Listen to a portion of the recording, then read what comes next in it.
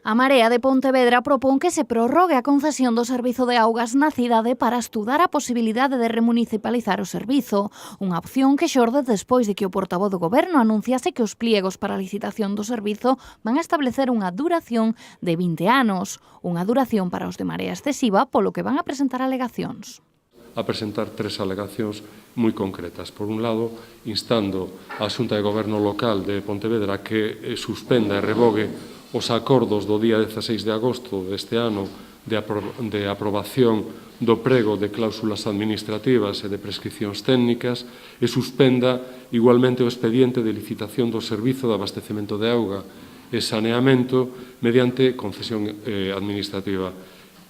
A segunda alegación se lle pide ao Grupo de Goberno que acorde a xestión directa e cos seus propios medios do Servicio Municipal de Auga Potable e Saneamento e ordene o inicio do expediente e o impulso do procedimento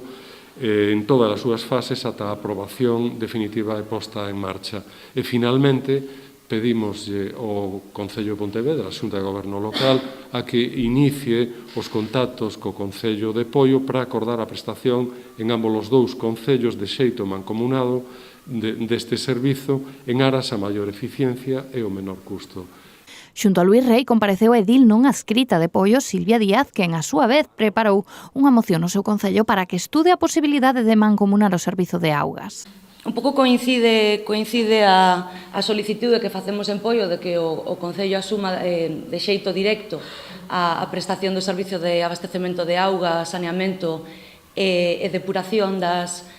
augas e tamén se inclúe na miña moción que o Concello estude a viabilidade e a posibilidade de facelo de xeito mancomunado co Concello de Pontevedra porque a mí me parece unha oportunidade esta coincidencia que venzan os dous contratos en datas tan próximas e que haxa esa posibilidade de que dous concellos próximos, que ademais coincide que neste momento as súas alcaldías están ocupadas por